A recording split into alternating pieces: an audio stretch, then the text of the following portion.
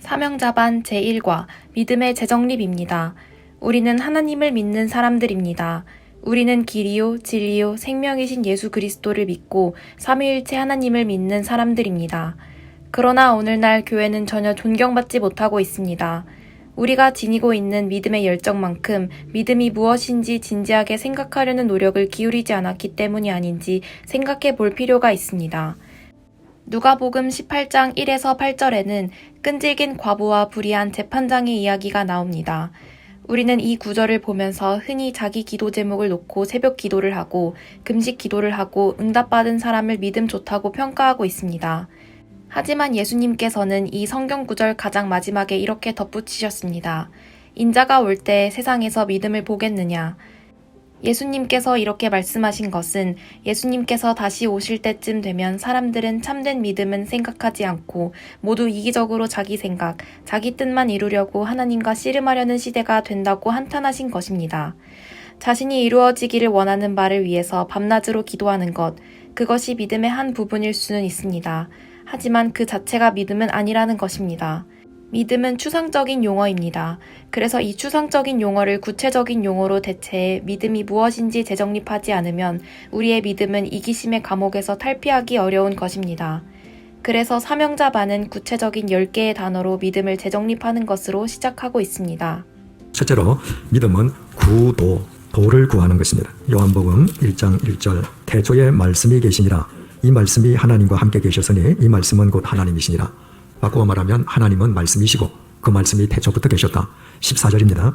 말씀이 육신이 되어 우리 가운데 거하심에 우리가 그의 영광을 보니 그 아버지의 독생자의 영광이요 은혜와 진리가 충만하더라. 태초부터 계셨던 말씀, 그 말씀이 육신을 입고 이 땅에 오신 분이 계시다. 그분이 바로 은혜와 진리가 충만한 하나님 아버지의 독생자셨다. 누구시라는 겁니까?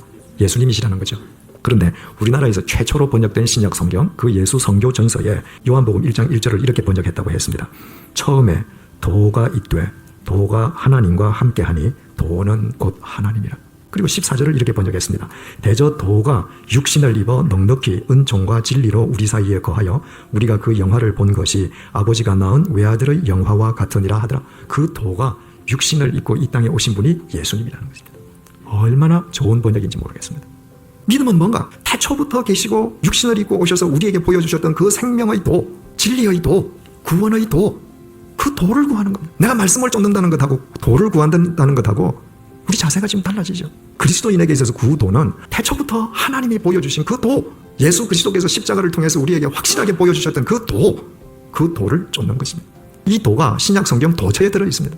바울이 비스디아 안티옥에 가서 이 예수 믿는 도를 전하거나 전도, 뭡니까? 이 길을 전하는 겁니다. 이 도를 전하는 겁니다. 바울이 가서 말로만 예수를 전한 것이 아니라 바울이 그 도를 걷는 도인이었기 때문에 그 예수의 도를 쫓는 그 도자였기 때문에 바울을 통해서 그렇게 생명의 역사가 일어나는 것입니다. 우리가 구도자가 되고 도인이 될 때, 그 도 위에서 우리가 살아갈 때 우리를 통해서 주님은 세상을 바꾸시는 겁니다. 두 번째로 믿음은 탈화, 신을 벗는 것입니다. 벗을 탈자에 구두화자. 출애굽기 3장 1절에서 5절 모세가 그의 장인 미디안 제사장 이드로의 양떼를 치더니 그 떼를 광야 서쪽으로 인도하여 하나님의 산 호렙에 이르매 여호와의 사자가 떨기나무 가운데로부터 나오는 불꽃 안에서 그에게 나타나시니라. 그가 보니 떨기나무에 불이 붙었으나 그 떨기나무가 사라지지 아니하는지라. 이에 모세가 이르되 내가 돌이켜 가서 이 큰 광경을 보리라. 떨기나무가 어찌하여 타지 아니하는고 하니 그때에 여호와께서 그가 보려고 돌이켜 오는 것을 보신지라. 하나님이 떨기나무 가운데서 그를 불러 이르시되 모세야 모세야 하시매 그가 이르되 내가 여기 있나이다. 하나님이 이르시되 이리로 가까이 오지 말라. 네가 선 곳은 거룩한 땅이니 네 발에서 신을 벗어라. 위대한 광야에서 40년 동안 양치기 노릇하던 노인 80세 모세가 하나님을 대면하는 장면 아닙니까? 하나님을 처음 대면했을 때 하나님께서 모세에게 처음 하신 말씀이 모세야 네 신을 벗어라. 네가 선 곳은 거룩한 땅이다. 탈화하라는 것입니다. 믿음은 신을 벗는 것입니다. 사람이 몸에 걸치는 것 혹은 착용하는 것 가운데에 그 한 인간의 전 존재를 수용하면서도 형태를 그대로 간직하고 있는 것은 신밖에 없습니다. 하나님께서 모세에게 신을 벗으라고 하는 것은 하나님 앞에서 네 전 존재를 비우라는 것입니다. 내가 구도자, 도인으로 살기 위해서는 내가 그동안 세상을 목적으로 삼던 내 전 존재를 하나님 앞에서 비우지 않으면 안 됩니다. 하나님 앞에서 그동안 내 중심으로 살고 세상을 목적으로 삼던 생각도 의지도 뜻도 다 비우는 것입니다. 왜 비우라 그러세요? 당신의 것으로 채워주시기 위한. 당신의 사랑으로, 당신의 자비로, 당신의 온유로, 당신의 권능으로. 그래서 내가 그 길 위에 들어서기 전과는 전혀 다른 삶을 살 수 있는 것은 내가 비울 때 그분의 것으로 채워주시기 때문인 것입니다. 세 번째로 믿음은 여백입니다. 여백, 빈자리. 누가복음 24장 1절부터 3절. 안식 후 첫날 새벽에 이 여자들이 그 준비한 향품을 가지고 무덤에 가서 돌이 무덤에서 굴려 옮겨진 것을 보고 들어가니 주 예수의 시체가 보이지 아니하더라. 그 예수님을 사모하던 여인들이 유대인들의 관습에 의해서 예수님의 시신에 향품을 발라드리기 위해서 사흘째 되는 주일 새벽에 예수님 무덤을 찾아갔거든요. 여인들이 분명히 시체가 있을 것이라고 생각하고 들어갔는데 시신이 없었습니다. 시신이 있어야 될 그 무덤이 여백이 된 것입니다. 왜 그렇죠? 예수님이 부활하셨기 때문에. 그 여백은 뭡니까? 부활하신 예수님이 역사하시는 빈자리입니다. 그 빈자리야말로 부활하신 예수님께서 천지를 창조하신 당신의 능력으로 역사하시는 역사의 빈자리가 된 것입니다. 그럼 믿음은 뭐겠습니까? 우리의 삶 속에서 그 빈자리를 내어드리는 것입니다. 하나님 앞에서 탈화, 내 존재만 비우는 것이 아니라 내 삶의 전반에 걸쳐서 내 가정에서, 내 일터에서 내가 내 의지로 결단하고 무엇을 결정할 수 있는 모든 분야에서 그분이 역사하실 수 있도록 내 삶을 여백으로 드리는 것입니다. 그때 우리가 상상할 수 없는 하나님의 역사, 그림이 내 인생의 빈 종이 위에 그려지는 겁니다. 네 번째로 믿음은 안경입니다. 고린도후서 4장 18절을 보시겠습니다. 우리가 주목하는 것은 보이는 것이 아니요 보이지 않는 것이니 보이는 것은 잠깐이요 보이지 않는 것은 영원합니다. 우리가 주목하는 것은 보이는 것이 아니다. 영원은 유한의 눈으로 보이지 않기 때문에. 보이는 것을 붙잡으라고 유혹하는 이 세상 속에서 보이지 않는 것을 보는 눈을 가져야 합니다. 그것이 믿음의 안경입니다. 하나님을 보는 믿음의 안경이란 바꾸어 말하면 영원의 안경, 영원을 보는 안경입니다.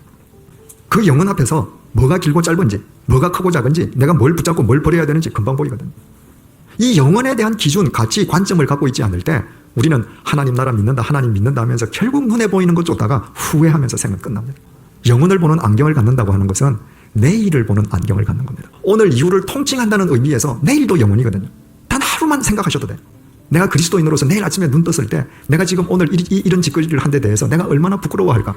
내일만 보는 안경 갖고 있으면 우리는 이 세상에서 보이는 것의 노예가 되지 않을 수 있습니다. 다섯 번째로 믿음은 메움, 구멍을 메워가는 것입니다. 학개 1장 6절. 너희가 많이 뿌릴지라도 수확이 적으며 먹을지라도 배부르지 못하며 마실지라도 흡족하지 못하며 입어도 따뜻하지 못하며 일꾼이 싹쓸 받아도 그것을 구멍 뚫어진 전대에 넣음이 되느니라. 하나님이 보시기에 이스라엘 백성들의 삶이 어떠냐 하면 먹어도 배부르지 않고 마셔도 흡족하지 않고 아무리 수고하고 돈을 넣어도 전대에 구멍이 뻥뻥 뚫어져 있어서 다 새버려요. 왜 하나님 보시기에 그들의 영혼이 그렇게 구멍투성이였을까?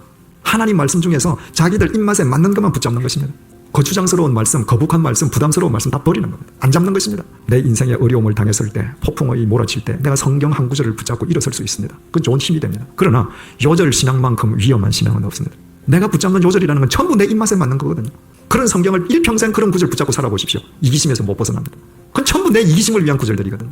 내 인생을 하나님께서 마음껏 그림을 그리시도록 내 인생을 여백으로 화폭으로 내어드린다. 무엇을 의미하겠습니까? 구멍난 성경 배우는 겁니다. 우리가 난도질했던 하나님의 말씀, 누더기로 만든 하나님의 말씀, 구멍투성이로 만든 이 복음을 오늘부터 복원시켜야 합니다. 메워가야 합니다. 그때 태초에 도로 계셨던 그 말씀이 우리의 삶 속에서 육신을 입고 능력으로 역사하는 것입니다. 여섯 번째로 믿음은 해석입니다. 창세기 35장 18절 보실까요? 그들이 베델에서 길을 떠나 에브라스에 이르기까지 얼마간 거리를 둔 곳에서 라헬이 해산하게 되어 심히 고생하여 그가 난산할 즈음에 산파가 그에게 이르되 두려워하지 말라. 지금 네가 또 등남하느니라 하매 그가 죽게 되어 그의 혼이 떠나려 할 때에 아들의 이름을 베논이라 불렀으나 그의 아버지는 그를 베냐민이라 불렀더라. 아래에 주난을 보니까 뭐라고 되어 있습니까? 슬픔의 아들이다. 지금 내 몸에서 아들이 태어났는데 저 아들은 젖도 한번 못 빱니다. 내 젖도. 생모의 젖도 못 빨고 저 아들이 살아야 되니까 얼마나 참 불행한 아들이에요. 옆에서 그의 아버지가 누굽니까? 야곱이 그를 베냐민이라 불렀다. 오른손의 아들이다. 야곱이 아니다. 무슨 소리냐? 슬픔의 아들 아니다. 베냐민이다. 오른손의 아들이다. 오른손이라고 하는 건 능력인데 그 오른손은 항상 하나님을 잡는 손이거든요. 하나님의 능력의 아들이다. 똑같은 아들, 똑같은 상황입니다. 전혀 해석이 다르죠.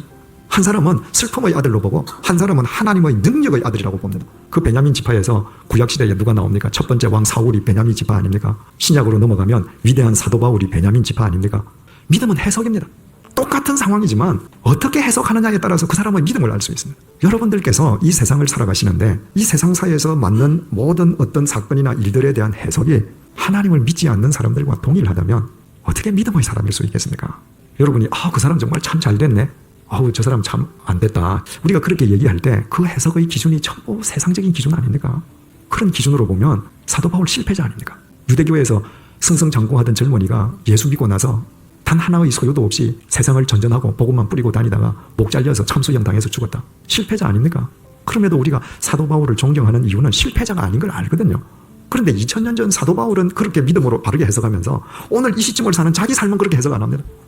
믿음의 해석을 할 때만 우리의 삶은 구별될 수 있고 우리의 삶이 구별될 때만 우리의 삶은 이 세상에서 힘을 받습니다. 7번째로 믿음은 복귀입니다. 복귀, 되돌아가는 것. 창세기 50장 24절에서 25절 보시겠습니다. 요셉이 그의 형제들에게 이르되 나는 죽을 것이나 하나님이 당신들을 돌보시고 당신들을 이 땅에서 인도하여 내사 아브라함과 이삭과 야곱에게 맹세하게 하신 땅에 이르게 하시리라 하고 요셉이 또 이스라엘 자손에게 맹세시켜 이르기를 하나님이 반드시 당신들을 돌보시리니 당신들은 여기서 내 해골을 메고 올라가겠다 하라. 요셉이 이집트의 국무총리일 때 그 야곱의 가족들이 다 이민을 가지 않습니까? 요셉이 죽으면서 지금 유언을 합니다. 내가 국무총리다. 이렇게 부귀영화를 누리니까 내가 죽고 나면 내 무덤 크게 만들고 기석도 크게 세워다오. 그리고 내가 남긴 유산으로 형제 자매 여러분들 여기서 호의호식하십시오. 그게 아니고 반드시 여러분들 하나님이 아브라함에게 약속하신 그 땅으로 돌아가야 됩니다. 돌아갈 때 내 해골을 들고 가십시오. 요셉은 알고 있었습니다. 하나님께서 에집트에 살게 하시는 것은 에집트에서 천년만년 정착하게 하심이 아니라 돌아가게 하시는, 하나님은 우리를 세상 밖으로 부르십니다. 왜 불러내시는가? 우리가 세상 속에 살 때는 세상 속에 침몰되어서 세상을 알지 못합니다. 이것이 절대로 영원하지 않다는 것, 이것이 우리 생의 목표가 될 수 없다는 것, 세상 속에서는 알 수가 없습니다. 그래서 하나님께서는 우리를 불러내십니다. 교회로. 교회에서 천년만년 살라고? 아닙니다. 여기서 세상을 보라는 것입니다. 저건 너희들 목표가 아니라는 것입니다. 여기에서 영원을 보라는 것입니다. 진리를 보라는 것입니다. 그리고 다시 돌아가서 너희들의 삶 속에서 그리스도인으로 살라는 것입니다. 그래서 부르시고 보내시고, 그래서 내 평상의 삶 속으로 들어가서 내 평상의 삶 속에서 그리스도인으로 사는 것입니다. 그때 내가 똑같은 일을 하는데 그 일의 의미가 달라집니다. 그때 내가 갖고 있는 물건의 가치가 달라지는 것입니다. 40년 동안 모세가 미디안 광야에서 양치기 노릇할 때 그 모세에게 있던 재산이, 자기 재산은 하나밖에 없었거든요. 지팡이 하나가 자기 재산, 보잘것없는 재산이죠. 그런데 하나님께서 모세를 부르시고 너 신을 벗어라, 탈화해라, 그리고 당신의 것으로 채워주시고 네가 살던 에집트로 돌아가라. 모세가 에집트로 돌아가는 순간에 성경이 뭐라 그럽니까? 모세가 들었던 그 지팡이를, 하나님의 지팡이를 들고 갔다, 이렇게 얘기합니다. 똑같은 지팡이인데 하나님을 만나고 나서 내 삶의 자리로 복귀할 때 하나님의 지팡이가 되는 것입니다. 내 평상의 삶의 자리를 그리스도인으로 내가 복귀할 때 그 자리를 통해서 하나님의 생명의 역사가 이루어지게 되는 겁니다. 8번째로 믿음은 위치입니다. 창세기 3장 9절을 보면 아담이 죄를 짓고 하와하고 그 동산 숲을 속에 숨지 않습니까? 그때 하나님께서 이렇게 물으십니다. 아담아, 네가 어디 있느냐? 아담은 지금 죄를 짓지 않았습니까? 범죄하지 않았습니까? 그럼 하나님께서 아담에게 행위를 물으셔야죠. 근데 하나님께서는 행위를 묻지 아니하시고 아담아, 너 지금 어디 있냐? 위치를 물으셨습니다. 위치가 바르게 설정되면 바른 삶을 살게 되고, 위치가 어그러지면 그 삶은 정도에서 벗어나지 않을 수 없거든요. 하나님과의 관계에서 우리의 위치는 하나님 아래쪽입니다. 하나님을 내 위에 모시는 겁니다. 그런데 사탄이 하와에게 네가 저 선악과를 먹으면 네 눈이 밝아져서 네가 하나님처럼 되리라, 하나님 밑에 있어야 될 자기의 위치를 하나님으로 끌어올리면서 범죄가 이루어지는 것이죠. 물질의 위치는 어딘가? 사도행전 4장 32절 한번 보십시다. 믿는 무리가 한 마음과 한 뜻이 되어 모든 물건을 서로 통용하고 자기 재물을 조금이라도 자기 것이라 하는 이가 하나도 없더라. 사도들이 큰 권능으로 주 예수의 부활을 증언하니 무리가 큰 은혜를 받아 그 중에 가난한 사람이 없으니 이는 밭과 집 있는 자는 팔아 그 판 것의 값을 가져다가 사도들의 어디에 두었다고요? 사도들의 발 앞에 뒀다. 사람과 물질의 위치 관계는 물질이 사람 발 밑에 있어야 돼. 물질이 내 발 밑에 있으면 나의 인격이 물질로 들어갑니다. 그래서 그 물질이 나의 인격을 갖게 됩니다. 그런데 물질을 내 머리 위에 두면 그 물질의 비인격성이 나를 지배합니다. 그래서 인간성을 상실하는 것입니다. 사도행전 1장 1절 보십시다. 데오빌로여, 내가 먼저 쓴 글에는, 그게 데오빌로에게 누가가 먼저 쓴 글이 있는 거죠. 그 먼저 쓴 글이 뭐라고 그랬습니까? 누가복음이죠. 자, 누가복음 1장 한번 보십시다. 우리 중에 이루어진 사실에 대하여 처음부터 목격자와 말씀의 일꾼된 자들이 전하여 준 그대로 내력을 저술하려고 붓을 든 사람이 많은지라. 그 모든 일을 근원부터 자세히 미루어 살핀 나도 데오빌로, 뭐라고 되어 있습니까? 데오빌로 각하에게 차례대로 써보내는 것이 좋은 줄 알았노니 이는 각하가 알고 있는 바를 더 확실하게 하려 함이로다. 누가가 데오빌로에게 처음으로 누가복음을 쓸 때는 데오빌로 각하라고 불렀습니다. 그런데 그 데오빌로 각하가 누가가 써준 누가복음을 다 읽었습니다. 그리고는 교회 공동체 일원이 됐죠. 그 다음에 누가가 그 데오빌로, 똑같은 데오빌로에게 사도행전을 쓸 때는 카카치모가 빠졌습니다. 데오빌로가 누가복음을 다 읽고 주님의 사랑을 깨닫고 인간에 대한 관계를 생각해 보니까 내가 교회에서 카카 소리 들어. 아니야. 형제야 우리는. 나를 데오빌로라고 불러. 그래서 누가가 사도행전 쓸 때 데오빌로여라고 쓰는 것입니다. 하나님과의 관계에서 우리의 위치는 아래쪽, 물질과의 관계에서는 우리가 물질 위쪽, 사람과의 관계에서는 대등한 위치. 그런데 우리는 어떻습니까? 물질을 우리 위에 올려둡니다. 그리고 하나님을 내 옆에 대등하게 둡니다. 사람을 내 밑에 둬요. 이 위치가 다 어그러져 있는 겁니다. 이 위치를 바르게 설정할 때 하나님 관계가 바르게 설정되고 사람 관계가 바르게 세워지고 물질과의 관계가 바르게 이루어짐으로 우리의 삶이 비로소 그리스도인의 삶으로서의 열매를 맺게 되는 것입니다. 아홉 번째로 믿음은 공간입니다. 요한복음 6장 8절에서 13절, 우리가 잘 아는 오병이어의 기사 아닙니까? 그런데 12절에 예수님께서 뭐라고 말씀하셨냐면 그들이 배부른 후에 예수께서 제자들에게 이르시되 남은 조각을 거두고 뭐 하는 것이 없게 하라고? 버리는 것이 없게 하라. 만약 예수님께서 이 말씀 안 하셨으면 5천 명이 배불리 먹고 남은 그 자리가 어떻게 됐겠습니까? 쓰레기장입니다. 인생은 시간이라 그랬죠. 지금 흘러가는 1초 1초가 우리 생명이라 그랬습니다. 이 1초 1초가 하루가 되고 한 달이 되고 1년이 되지 않습니까? 내가 시간을 어떻게 쓰느냐에 따라서 내 믿음이 결정되지 않습니까? 그런데 그 믿음은 공간으로 드러난다는 것입니다. 내 시간, 내 믿음, 내가 어떻게 쓰는 사람이냐는 내 공간을 어떻게 일구느냐로 드러납니다. 마치 예수님께서 5천 명을 먹이시고도 그 공간이 깨끗한 공간으로 그대로 남아있듯이 내 공간으로 드러나게 되어 있는 겁니다. 똑같은 공간인데 쓰레기 버리면 쓰레기장 되죠. 꽃 심으면 꽃밭 됩니다. 공간이 달라지는 겁니다. 마지막으로 믿음은 채무감입니다. 로마서 1장 14절 보시겠습니다. 헬라인이나 야만인이나 지혜 있는 자나 어리석은 자에게 다 내가 어떻다고요? 빚진 자다. 바울은 일평생 채무감으로 살았습니다. 첫째는 하나님에 대한 채무감이고 자기 같은 교회를 짓밟던 폭도를 구해주신 하나님의 사랑에 대한 채무감이고 두 번째로는 그 채무감은 사람에 대한 채무감이었습니다. 바울이 다메섹 도상에서 구원을 받을 때 바울 혼자 있었던 거 아니잖아요. 그 중에서 교회를 짓밟는 폭도의 우두머리는 바울이었거든요. 근데 하나님께서 그 일행 중에서 핀셋으로 바울을 집어내시듯이 바울만 탁 집어서 바울만 구원하셨습니다. 바울은 내가 잘나서 하나님께서 나를 구해주셨구나. 그게 아니었습니다. 내가 제일 나쁜 사람인데 나를 구해주신 것은 나 같은 못난 사람을 들어서 헬라인이나 지혜 있는 자나 어리석은 자나 야만인이나 모든 사람을 구원하는 하나님의 도구로 종으로 쓰시기 위함이다. 평생 채무감으로 살았습니다. 사명자로 살기 위해서는 믿음을 재정립해야 합니다.